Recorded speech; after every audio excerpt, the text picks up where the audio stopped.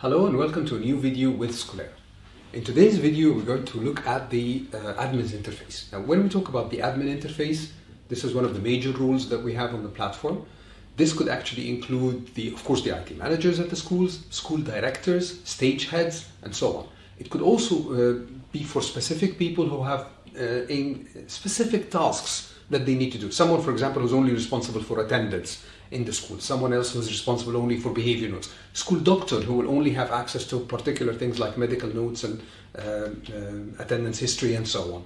So we need to go through these different parts and to take a look at them in details.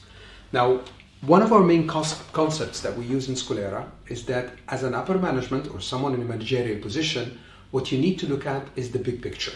You look at the big pictures, and then when you feel there is something that doesn't look right, doesn't fit correctly with what you expect, then you can delve into the details and go through the details. We usually do that in a funnel shape, so you start from the bigger part, and then you can always narrow down onto particular things that you want to see. If we've logged in successfully on Skolera, this should be our landing page.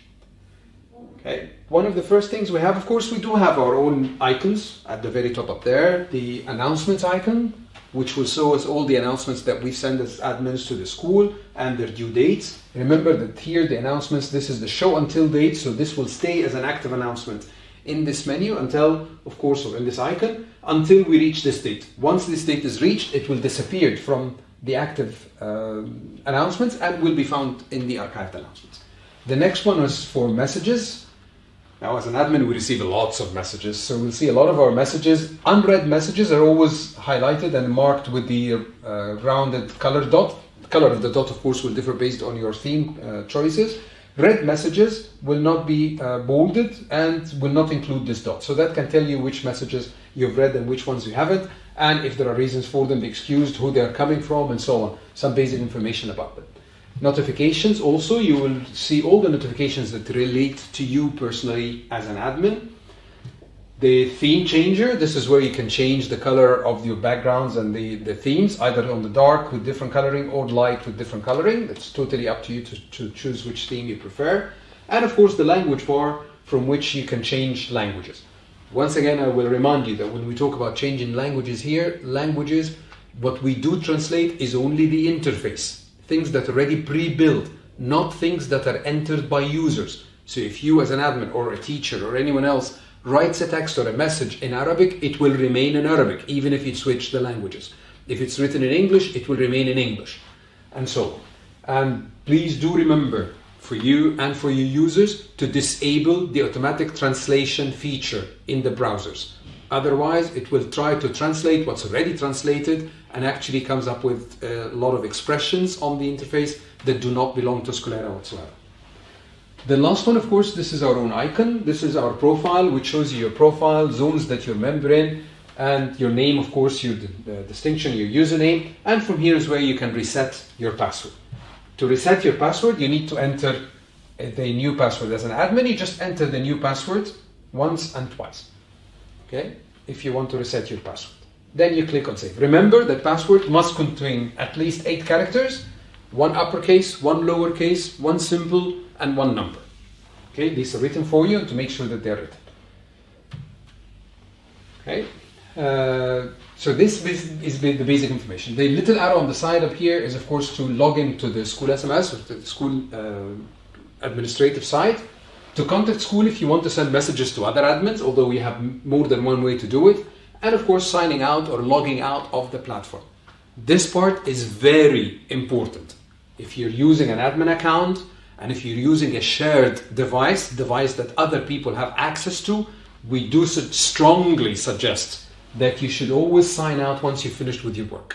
Because otherwise, if anybody else comes onto the device and opens the web page, it might log him in directly as you. And then any actions he will take will be represented as if you did these actions yourself. And they might end up, of course, definitely with permissions that they're not allowed to have to start with.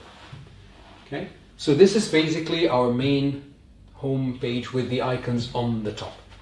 Now for the charts on the home page, one of the most important things is the user statistics. We have a system at our school. Fantastic. Is it being used or is it useless? That's how we can tell.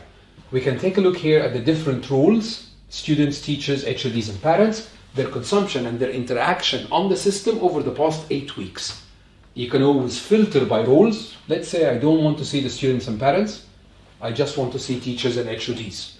So that will give you the idea with the numbers. Of course, the data here is not realistic data, this is only a demo, but it will show you the numbers over the different periods. Now, when you see that there is a big drop at one time or the other, or a drop in one of the roles, that's when you can then investigate and find out more. Now, sometimes, or another way for filtering this is not only by roles, but also by sections or stages. The school might have multiple sections and stages, so I can go in and filter by a particular section or stage. I don't want to see the entire school, I just want to see the American section, for example. Not the whole of the American section, I want to see the elementary part of the American section. Not the whole of elementary, but only grade 2, for example. And that's where we can see it right here. When we take a look at something like this, you can see, of course, that here we have the parents or the students and we have the teachers. It doesn't seem that parents or HODs are operating on the system. That gives us an indication that either they didn't get the proper training for this, so we might want to go back and do some retraining, or maybe the system itself doesn't provide them with what they really need. In this case, we as a company would actually interfere to find out how we can make it more usable for the users. So these are different ways for monitoring the usage of the system by our different stakeholders. In our next chart, this is the teacher's engagement chart. Our teachers are supposed to interact with their students in numerous ways. Through assignments, quizzes, content, creating lesson plans, which although not visible to the students, but they're visible to the supervisors, posts or open discussions, and private messages. Now here, it shows us collectively the teachers of a particular year or grade, okay, their interaction on the system for each of these different methods. It takes the average performance. So let's say there are 20 assignments, for example, and we have 10 teachers teaching this grade, so the average will be 2 in this case, and so on. It's not inspecting these teachers by name or by courses or anything like that. It's just an overall inspection. Now, we do have another report, of course, that shows these details by each user, actually, by each teacher, his contributions to the system and for each of these things. Okay? We can also filter through this.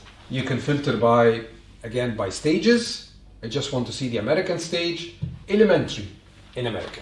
And you click on apply. It will narrow down and just show me this part. Okay? Now that's the second way. Third chart that we have here is the daily activity. This shows different users, okay, from our 4 different roles. What time of the day do they mostly use the system? So when is the system most used by different roles? So here it tells me that teachers, for example, use the system between 12 p.m. and 5 p.m. or 5:30 p.m. You can then move to students and find out when the students use the system. Students use the system most around 5 p.m., which makes sense really after they go back from school and then they start doing their homeworks or so on. The same thing with HODs, parents, and so on. This is useful for 2 things. First of all, for you as a school, if I want to send a message to the students, in this case, for example, and I want to make sure that the majority of the students have seen this message immediately, then I know that if I send the message before 5 o'clock, they will all receive the message directly and will actually see it by 5 o'clock. This does not mean that others who interact at different times of the day will not get the message. They will get the message, they will get notifications of it, and so on. But this is really giving you an indication that that's when they mostly go into the system to check their things. The other use is actually related to us as a company. That's when we find out the least time when the users are using the system. And this is usually where we do our grades, our upgrades or fixes or anything like that, or new deployments or so on. Putting in mind that this usually takes between 15 to 20 minutes normally.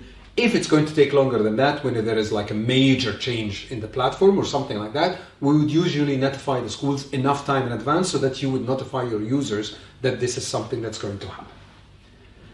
At the very bottom, we have a number of counters, the resources, and this indicates the number of files that have been uploaded by teachers for students as part of the content. These files could be videos, could be PowerPoint presentations, it could be Word documents, Excel, audio files, any sort of files that were sent. Badges, and these are normally presented to the students by the system automatically. Nobody interferes with this. And it's based on 3 different criteria according to which they will get it. For example, if the student reaches 98% in one of the quizzes, he automatically gets a badge and it's recorded and kept in his records. Also, these badges are something that we retain from one year to another. They're never deleted. So the student keeps accumulating points through these badges all the way through. The next one is posts, the number of posts that have been applied on the system. This is usually counted from the beginning of the academic year. Posts are used in numerous parts of the system. The most useful, of course, with inside the courses and inside the classes itself, where teachers can interact with their students and maybe even implement the flipped classroom methodology when teaching their students. Messages, private messages that have been sent between different stakeholders. Now remember, we're not a social platform. So although the school administration can contact everybody in the school, and everybody in the school can contact the school administration, there are some restrictions, however, that we include. For example, there are no way for private messages between a student and a student or a parent and parent. So students and parents can interact with their teachers, can interact with the school administration, but not privately with each other. If they want to talk with each other, then they talk in a post, which is like an open discussion where other people are also involved. Finally, the last thing is zones. This is a very powerful feature. It's a way of grouping users into groups of common interest. Now, these users could be students from different grades or years, or even from different sections if the school is multi-section, parents, teachers, HODs, of course, school administrators are always joined into these zones. The zone, let's say, for example, you have a reading club in the school, and you have a group of students who are interested in reading and writing or literature and in general, but at the same time, you also have a parent who is a writer or a journalist or a novelist. Why not include him in there so that the students can ask him questions, they can draw from his knowledge and draw from his expertise to actually add value to their meetings. You can also have the same thing for a swimming club, for a football club, for a table tennis club. Some schools also use it for the PTA, where you have some select parents that you would include actually in discussions regarding things that you want to change or things that you want to improve in the school. And most powerfully, it's also used for professional development of teachers. If you have a group of teachers who need professional development in one way or the other, you can then join them together with someone to lead them, where they can discuss different things openly or even in private messages. They can share resources. They can even set meeting times, whether it's virtually or in the school, based on the calendar inside these zones. We're going to take a look at a lot of these things in details as we go through them, but this was just a basic overview of our landing page as admins and the amount of information that we can get from it. Basically, really, when you look at it, once you log onto your system and take a look at these charts, you have an idea if the system is being used or not, if teachers are actually doing the work they're supposed to do or not, and you can see at the bottom how much work is actually being done. If you need any more details of any of these, as we said, you can funnel in through the different filters, so you can narrow down onto the exact reason for or root cause of a problem, and then find the corrective action that's proper for that action. Thank you for joining us in today's video, and we hope to see you in future videos with Skolera.